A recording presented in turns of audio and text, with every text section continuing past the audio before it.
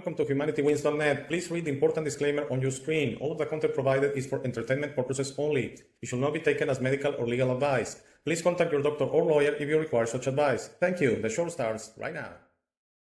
Hello, welcome to this new episode of HumanityWins.net. It's episode 266 from November the 3rd of the year 2023. Today's a Friday. And today's episode is Remember Y2K. I'm 50 years old, so you subtract 23 to that. I was 27 when Y2K happened, 26 going to 27 actually. And it was kind of a big deal. I'm not saying I was scared, but there was a lot of press, a lot of publicity about this situation. And me being in IT for a long while, I was in IT then, actually working as a consultant. By the way, there were many Y2K jobs available at the time, particularly I think from 97, 98, all the way to 99. And as we got closer to that 31st of December of 1999, I think the rates for the Y2K jobs trying to recode, to change the code that had the problem. And it was not only the code, it was also databases and that I'm going to try to give a very non-technical explanation of why this problem existed to start with. And it makes a lot of sense. It was not a mistake. It was not, something you do because of omission or because you just wanted to use two spaces, two characters for the year. In this case, for example, 84, 87, 73, something like that. That means they were referring obviously to 1984, 1987, 1973. It was not out of simplicity or anything like that. The reason Y2K existed and it was an issue that it was resolved before it created any big problems was because at the time these programs were written, some of them in the 50s, 60s, 70s, even 80s. Space was a premium. Okay, so if you are younger than 40 years old or younger than 30 and you're listening to this, I mean, you are accustomed right now to have a cell phone that probably has at least 16 gigabytes or 32 gigabytes of available space. I mean, there are many that have cell phones that have 128, 256. Computers, very common to have 500 gigabyte hard drives. Some have 1 terabyte, 2 terabytes. That means, 1,024 gigabytes, 2,048 gigabytes. So we're talking huge numbers, you see. At the time, these programs were written for banks, for power plants, for nuclear plants. That was kind of the biggest scare. Anything related to power, okay, something really wrong going. A nuclear plant, for example, not being cooled. Nuclear plant always has to be cooled all the time. Coolant has to go through the core. If not, you can have a nuclear disaster similar to the one in Chernobyl, okay?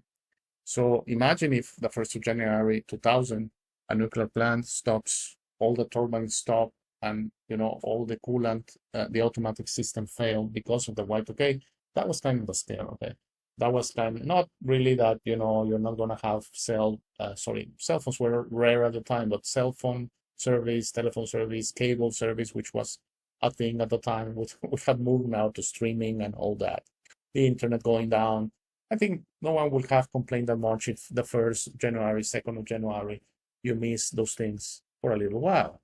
The main scare, the main fear, the apocalyptic fear was of a crisis like that, nuclear plants going off, power plants going off, loss of power, and then the whole supply chain being disrupted. So that would mean no more food, no more water, don't getting any power to your house, any water, any gas. So it was, in the northern hemisphere, it was winter, so imagine losing your heating. So that was kind of the worry related to Y2K.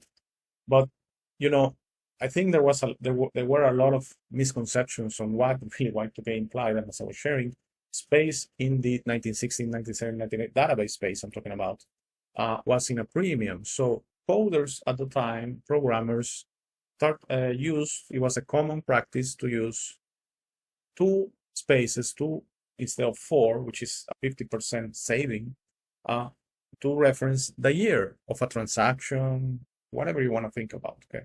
So again, as I shared, 1979, that meant 1979, that 21 meant 1921, okay? So the problem was, if the program didn't have any controls in it, and again, you were doing, for example, date, especially date operations, for example, subtracting dates to see how long from transaction 1, how much time has passed to transaction 2. So as you were using the year to calculate the number of days, minutes, hours, something like that, the fear was with the 0, that you will go into negative time. So basically, how much time has passed between transaction 2 and 1? Well, 0 minus 99 equals minus 99 years. And that, depending on the program, if the program could have said, doesn't make any sense, there are no negative time passages. I mean, there is no, from now in the future, it's never going to be negative, okay? And the program took care of that, which certainly was for sure one of the ways they fixed it through the coding. And for example, started considering dates from 0001 and in the 2000 millennia, and dates, for example, I don't know, from 1950, let's say, onwards on the 1900s.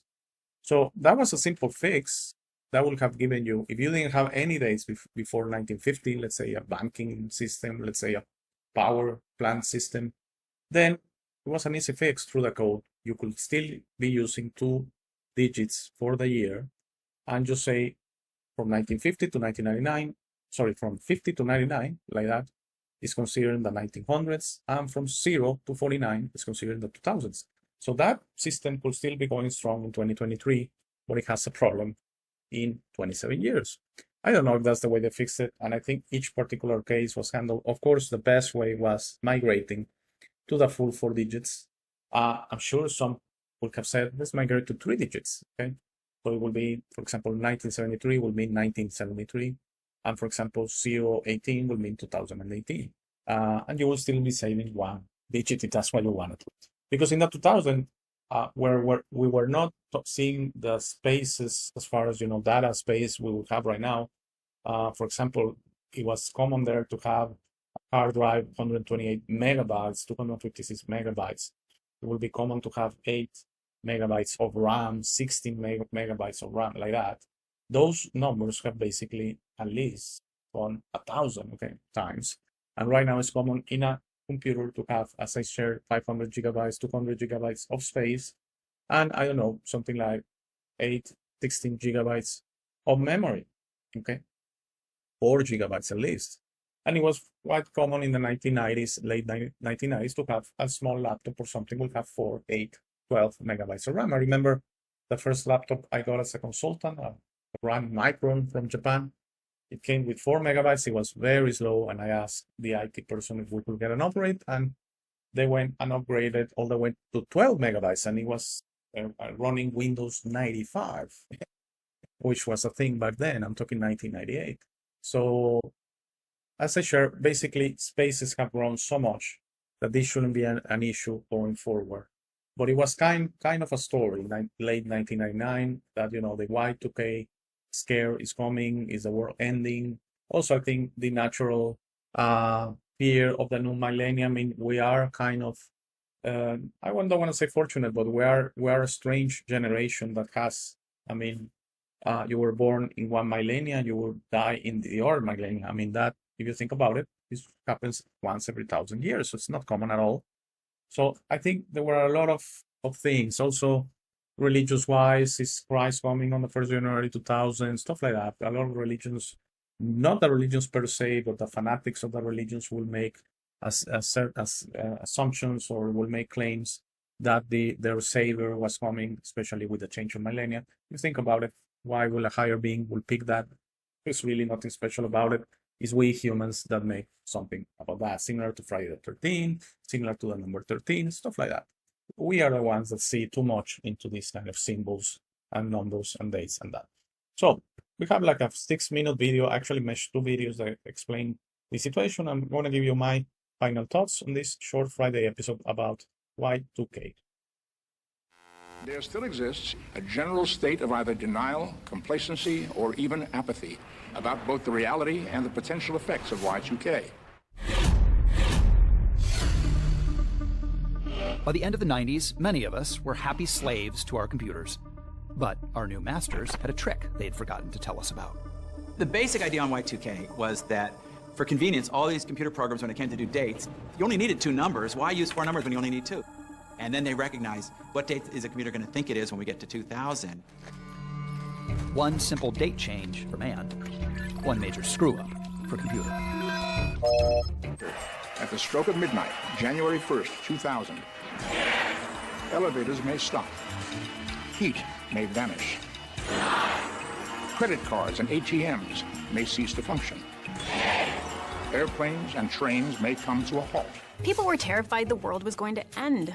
This is not one of those summer movies where you can close your eyes during the scary parts. With nearly everything in our economy run by computers, the prospect of a digital meltdown is too huge to contemplate. I was worried because the whole computer game was new to us, and I was a little ignorant. We didn't know what we didn't know. And many thought what we didn't know was going to hurt us. I've got a revolver right now, but I wanted something more. That was a Dragon's Breath shell. It can shoot a 4,000-degree flame 300 feet. It's also the most popular ammunition among Y2K customers at KGS Guns and Ammo. There was a fear. Everything's in the internet, everything's in computers, and we're going to lose it all. And Jesus is coming back. With pre-millennium tensions growing, the president appoints a crisis management expert to prevent a Y2K meltdown. 8 to 10% of the population were fairly confident that this was going to be an apocalypse. The president called me one night and said, here's an office and an assistant, and don't let the world stop. Emergency calls went through, the power stayed on, and we didn't go back into the dark ages. But at this time, on New Year's Eve of 1999, no one knew for sure what was going to happen with the Y2K bug. A line of computer code that could not recognize dates beyond 1999 sent many people into a panic 20 years ago. I spent 3 hours on the anchor desk that night as we waited for the new millennium to see if mayhem would arrive along with it. Metro Communications 911 will be the nerve center of Minnehaha County, and that's where we find KELOLAND's Jessica Armstrong. Doug, everyone here is waiting for the same thing, the stroke of midnight. Survivalists stockpiled food, and everyone waited to see what would shut down when the clock struck midnight in the new millennium. Many flights have been canceled here tonight, and that's because of 2 reasons. First of all, people just didn't buy the tickets. 20 years ago, people relied on landline phones. The telephone companies spent years and $275 million to prevent the glitch from taking out telephone service. The city of Sioux Falls even hired a Y2K planner, and 12 people worked for more than a year to prepare the city. We defined our worst-case scenario in Sioux Falls as a 72-hour total blackout in the community. While the Y2K bug was real, officials were confident disaster had been averted months in advance. It was a lot of waiting and expecting that nothing was going to happen. Don Hill was the Sioux Falls fire chief at the time. Also, really early in the day here, the date had already changed in New Zealand. And so it was pretty clear that it wasn't going to be a big event. 3, 2, 1. Just as Hill expected, the year 2000 was ushered in without major incident. Sioux Falls' Y2K war room was quiet New Year's Eve as the new century rolled over without any power outages or other major problems. Things get solidified in your memory when something big happens. Well, this was one of those cases where nothing big happened. Hill credits all the preparation for the anticlimactic ending to Y2K. 20 years later, he reflects on how it helped the government and private sector unknowingly prepare for another major event. And this was really the first large-scale event that I can remember that we did that. And just 21 months later, then was 9/11, and all of those relationships and workings together that we had made really made a big difference on how we were able to deal with large-scale emergencies since that time. In a KELOLAND.com original, we look at additional archived video from the days prior to and following the Y2K scare, and we hear from people who weren't concerned about the new millennium. That's our website right now, on our website, from KELOLAND's Whitney Fowler. Okay, yes, as both the videos mentioned, there was a lot of panic, I think, a lot of fear that, it was not only that you were going to lose phone service or anything like that you were going to lose power to your home, that you were going to lose heating to your home. And again, it was in the northern hemisphere, December, January. It was basically winter, and as more north you go, in Scandinavia, Canada, northern United States, Europe, it was a big deal not to have any heating in your home, and elderly people after a few days of that could die and stuff like that. I still it kind of puzzles me that this referred to as a bug. As I shared, I think there was a conscious decision. They knew what they were doing, but most of these programs, by the way, were not expected to alleviate the problem. This is not that in the 1990s someone said, "Oh my God, what's going to happen? We only use 2 digits. What's going to happen when the program has to deal with the year 2000, 00 or 0?" And for example, you say, "What's the difference? How many days, how many months have passed between January 2000 and February 1999?" That again, if the program, it's not a problem if the program kind of understand what's going on, that the dates cannot be negative and says this is part of another millennium. Also, if the program was recent and the data was recent and you probably had data for 20 years, it's not a huge deal. As I share, you could say from 50 onwards is 1900s and from 0 to 49 is the 2000s. But if you had 100 years of information, that's not something that becomes difficult. So the easiest way is to buy the bullet and start using 4 digits. All the software I developed from the year 2000 onwards, the system that powers my business and all that, I developed it myself.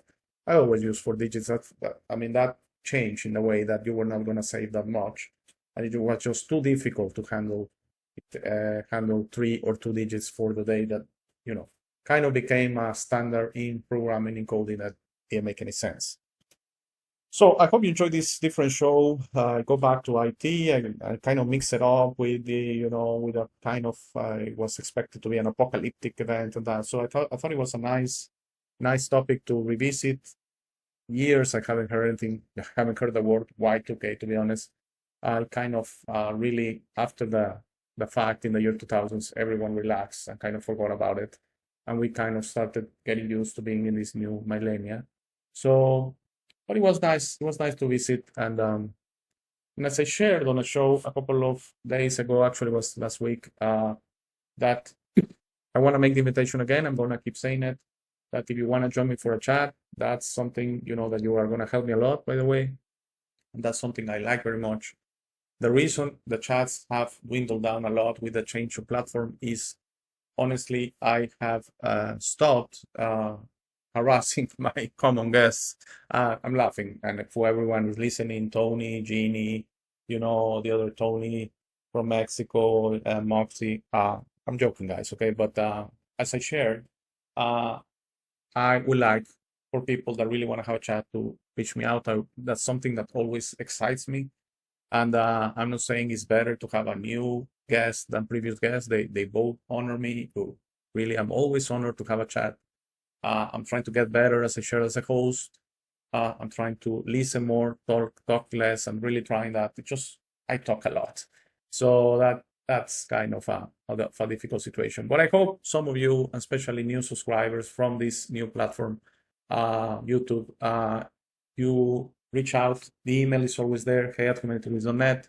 For simplicity purposes, I included it now on the YouTube channel on the About section. So you can just click there and it will open your email program on your phone or your PC. So please reach out. We'll discuss the topic. I don't do all the topics, okay? I don't do negative topics. I don't do topics of hate, topics like if that's your thing, I totally respect it, honestly, but I'm not gonna do that. So I as long as we can discuss whatever topic in a positive way, I'm always for it. And thank you very much. You honor me with your time. Have a great Friday.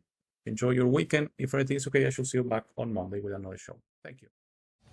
Thank you for making it to this part of the video. This is my favorite part. This is where I suggest to you that you discover yourself. You are not what you have been groomed to believe. You are this incredible being without limits that has eternal life, amazing strength, infinite wisdom, and a big, beautiful heart. All your limits are always self-imposed. Your best version in this reality is inside you. Your only mission on this life is to become a beacon of love and guidance. This version is ready to be discovered today. How do you discover yourself? The discovery process is a personal one. No one can do it for you. Dedicate 5 minutes a day to talk to yourself and the universe. Request to be connected and ask, who am I? Where do I come from? You will start getting signs, breadcrumbs, and signals. You will notice how your notions about those realities start disappearing. No more hierarchies, no more competition, no more complaining, no more depending on others. Discovering yourself equals to breaking your matrix. Your self-imposed limits will fall and you will be ready to serve humanity and help break this spell and deception on us. But you must be patient to allow others to wake up at their time through their own free will. That will be really soon, you will see, and that will start a new war. As you work towards your best version, you will notice how old emotions don't serve you anymore. Hate, fear, rage, pride, loss, envy, violence, justice, true violence, judgment of others, and other emotions will disappear from your mind and heart.